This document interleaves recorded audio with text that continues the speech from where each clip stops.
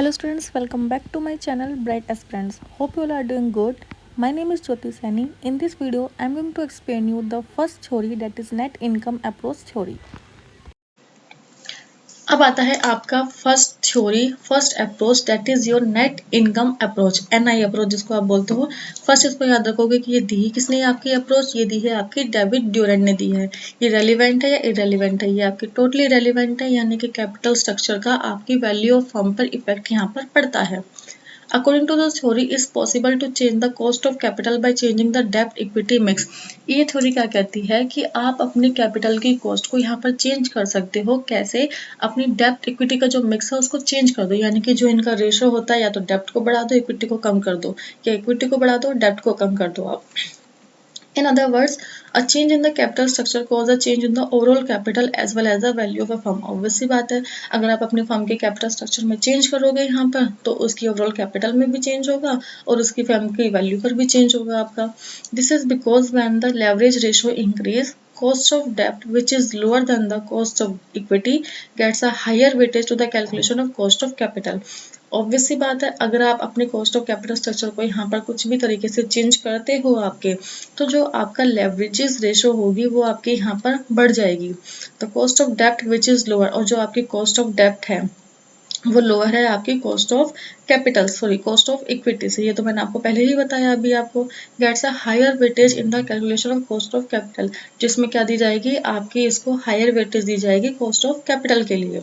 It state the relationship between leverage, cost of capital, value of firm. अब देखो, इसके अंदर हमने लेवरेजेस की भी बात की है, कॉस्ट ऑफ कैपिटल की भी बात की है, फर्म की वैल्यू की भी बात की है। तो इन तीनों का रिलेशन बताती है आपकी NI approach. Relationship between capital structure and value of firm, यही ऊपर वाली चीज है।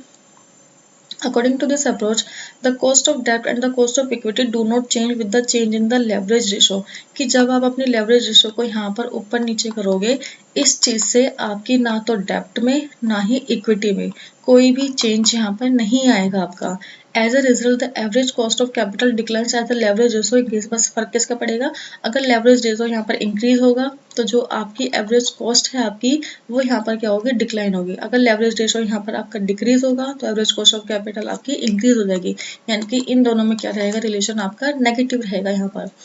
It states that the value of firm increase by increasing more debt proportion of leverage and overall cost of capital will decrease. कि अगर अपनी value of firm को, firm की वैल्यू को आप इंक्रीज कर सकते हो। अगर मैं बोलूँ फर्म की वैल्यू को आप इंक्रीज करोगे कैसे, अगर आप अपने डेप्ट को बढ़ा देते हो, और overall cost of capital will decrease, और जो आपकी कॉस्ट ऑफ कैपिटल है वो आपकी डिक्रीज हो जाएगी, तो आपकी फर्म की जो वैल्यू है वो यहाँ पर बढ़ जाएगी। मोर डेप्ट और leverage lead to increase value of, यहाँ पर ये चीज बोली गई कि जितना ज्यादा डेप्ट उतनी ही ज्यादा फर्म की वैल्यू यहाँ पर क्या हो रही है, इंक्रीज हो रही है, और जो आपकी कॉस्ट ऑफ कैपिटल है वो क्या हो रही है, डिक्रीज हो रही है। तो इस तरीके से आप अपनी फर्म की वैल्यू को बढ़ा सकते हो यहाँ पर। नेट इनकम अप्रोच, इसकी कुछ असम्पशंस हैं आपकी। द यूज ऑफ डेप्ट does not change the risk of investor. देखो, हमने अभी बोला कि हम डेप्ट को यहाँ पर क्या करेंगे, इंक्रीज करेंगे, तो हमारी जो फर्म की जो वैल्यू है वो क्या हो जाएगी, वो भी इंक्रीज हो जाएगी। क्यों? क्योंकि डेप्ट को इंक्रीज करने के से जो कॉस्ट ऑफ कैपिटल है वो आपकी क्या हो रही है, डिक्रीज हो रही है। तो यहाँ पर ये चीज बोलती है कि जब हम ये सब कर रहे हैं, तो अगर एक बात बताओ, अगर कंपनी उधार लेती जा रही है, तो एक टाइम तो ऐसा आएगा ना कि अगर वो अपने उधार को बढ़ाएंगे, तो जो उस कंपनी में जिन्होंने इन्वेस्टर्स ने पैसा इन्वेस्ट किया हुआ है, उनको कहीं ना कहीं रिस्क होगा ना कि भाई कंपनी तो उधार पे उधार ली जा रही है, अगर बाई चांस यहाँ पर ये उधार को चुका नहीं पाई तो हमारा पैसा तो डूब सकता है, जो हमने लगाया कंपनी डूब गई तो हमारा पैसा भी डूब गया। लेकिन इसके अंदर अजम्पशन क्या लेके चलता है, जो ड्यूरेंट है आपका, ड्यूरेंट बोलता है कि आपको जब आपने कंपनी यहाँ पर डेप्ट को यूज करेगी, उससे जो इन्वेस्टर्स का रिस्क है उसमें कोई चेंज नहीं आएगा, यानी कि इन्वेस्टर्स को यहाँ पर कोई फर्क नहीं पड़ रहा। कंपनी डेप्ट बढ़ा रही है, खुशी से बढ़ाए, हमें उससे कोई फर्क नहीं पड़ रहा है यहाँ पर। और इसी वजह से क्या होता है, जो कॉस्ट ऑफ डेप्ट and the cost of equity remains the same irrespective of the degree of leverage. यहाँ पर अब क्या हो गया, जब उनको कोई फर्क नहीं पड़ रहा, तो जो डेप्ट की कॉस्ट थी, जो इक्विटी की कॉस्ट थी, दोनों आपकी क्या हो जाएंगी, सेम हो जाएंगी आपकी। और कॉस्ट ऑफ डेप्ट सेम इन द सेंस, मतलब इनमें कोई फर्क नहीं पड़ेगा, कॉन्स्टेंट हो जाएंगी आपकी, किसी भी तरीके से फर्क नहीं पड़ रहा। कॉस्ट ऑफ डेप्ट is less than cost of equity. Tax तो आपका यहाँ पर चल ही नहीं रहा, यहाँ पर एग्जिस्ट ही नहीं कर रहा। Use of more and more डेप्ट financing the capital structure does not affect the risk perception of the investors. ये ऊपर वाली लाइन है कि आप अपनी कंपनी जब मोर एंड मोर डेप्ट को यहाँ पर यूज करेगी तो उस चीज का आपके इन्वेस्टर्स पर कोई फर्क नहीं पड़ेगा। अगर उनका रिस्क यहाँ पर बढ़ भी रहा है तो भी उनको फर्क नहीं पड़ रहा है यहाँ पर। This suggest that higher the degree of leverage better it is the value of the firm would be higher, कि जितनी ज्यादा लेवरेज होगी उतनी ज्यादा आपकी वैल्यू होगी फर्म की। A firm can increase its value just by increasing that. अब देखो यहाँ पर वही चीज है, एक फर्म अपनी वैल्यू को बढ़ा सकती है कैसे, सिर्फ और सिर्फ उसको डेप्थ रेज करना है और फर्म की वैल्यू यहाँ पर बढ़ गई। ये देखो यहाँ पर इसमें दिया हुआ है सारा का सारा, ये आपकी यहाँ पर ये है आपकी डेप्थ वाली लाइन, ये है आपकी इक्विटी वाली लाइन, कॉस्ट ऑफ इक्विटी, और जो ये वाला लाइन है ये है आपका कॉस्ट ऑफ कैपिटल। ठीक है, the degree of leverage is plotted on x axis. X axis पर क्या है आपका लेवरेजेस है, and the cost of capital in the यहाँ पर वाई एक्सिस पर क्या है आपकी cost of capital. As the cost of debt and cost of equity is constant with leverage, we find that both the curves are horizontal to axis। क्योंकि हम cost of debt को cost of equity का जो ratio है वो क्या मान के चल रहे हैं यहाँ पर constant है, इसलिए दोनों क्या है आपके horizontal है यहाँ पर। As a degree of leverage increase, debt in the total capital increase, overall cost of capital continuously fall। अब देखो यहाँ पर जैसे जैसे आपकी कॉस्ट ऑफ डेप्ट इस तरीके से इधर की साइड बढ़ती जा रही है, जैसे जैसे हम अपनी डेप्ट को यहाँ पर क्या कर रहे हैं इंक्रीज कर रहे हैं, तो जो हमारी ये लेवरेज है ये क्या हो रही है आपकी गिर रही है यहाँ पर। कैसे गिर रही है कि जैसे जैसे आपने यहाँ पर डेप्ट को इंक्रीज किया है जो आपकी लेवरेज है वो क्या हो रही है आपकी डिक्रीज हो रही है। K O is minimum, cost of capital आपकी मिनिमम हो जाएगी when there is 100% डेप्ट, जहां पर आपने क्या कर लिया आपका कॉस्ट जो आपकी डेप्ट है वो 100% हो गई, तो वहां पर जो आपकी कॉस्ट ऑफ कैपिटल के ओ है वो क्या हो जाएगी आपकी बेसिकली मिनिमम, सबसे कम हो जाएगी आपकी, कि इससे ज्यादा कॉस्ट हम नहीं कम कर सकते आपकी कैपिटल की। बट इन प्रैक्टिस 100% डेप्ट में not be possible, but in real life में कंपनी कभी भी पूरा का पूरा पैसा डेप्ट का नहीं ले सकती आपकी कंपनी के अंदर। ऐसा कभी नहीं हो सकता कि कंपनी में सिर्फ सारा का सारा पैसा डेप्ट का है, इक्विटी है ही नहीं कंपनी के अंदर, तो पॉसिबल ही नहीं होता।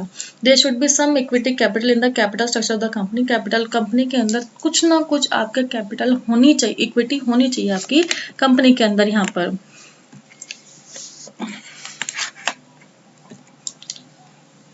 डबल डबल है क्या, अच्छा ठीक। अब इसमें चीज देखो, अब यहाँ पर जो एक चीज बोली गई थी आपकी फर्म की वैल्यू है वो यहाँ पर बढ़ेगी। अब देखो यहाँ पर आप डेप्ट को इंक्रीज कर रहे हो तो आपकी कॉस्ट ऑफ, जैसे जैसे आपने डेप्ट को यहाँ पर इंक्रीज किया लेवरेज आपकी यानी कि कॉस्ट ऑफ कैपिटल आपकी यहाँ पर क्या हो रही है डिक्रीज हो रही है। अब ये मिनिमम कब जाएगी जब डेप्ट आपका 100% जाएगा। अब इससे क्या हो रहा है यहाँ पर कॉस्ट ऑफ कैपिटल यहाँ पर गिरी क्यों, अगर आप अपनी डेप्ट को यहाँ पर इंक्रीज कर रहे हो तो जो यहाँ पर शेयर होल्डर्स हैं वो यहाँ पर क्या कर रहे हैं, उनका जो रिस्क है रिस्क के बढ़ने से उन पर कोई भी इफेक्ट यहाँ पर नहीं हो रहा है। शेयर होल्डर्स बोलते हैं हमें कोई फर्क नहीं पड़ रहा, तुम्हें डेप्ट बढ़ाना है बढ़ाओ बिल्कुल, हम तुमसे इस चीज में वो नहीं करेंगे, कॉन्फ्लिक्ट अराइज यहाँ पर नहीं करेंगे। तो यही रीजन होता है कि जो आपकी कॉस्ट ऑफ कैपिटल होती है वो यहाँ पर घट जाती है।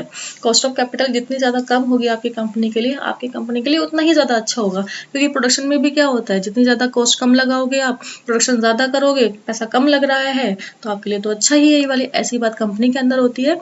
तो ये चीज यहाँ पर इस डायग्राम के अंदर भी यही शो की गई है कि डेप्ट को बढ़ाने से जो आपकी कॉस्ट ऑफ कैपिटल है वो डिक्रीज हो रही है।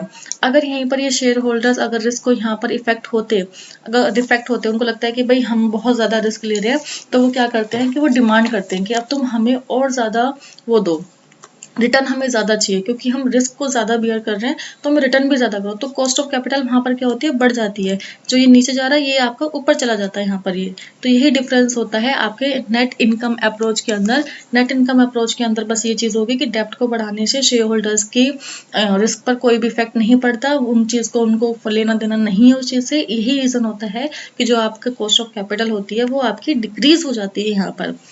If you like this video, then don't forget to like, comment, share and subscribe my channel Bright Aspirants.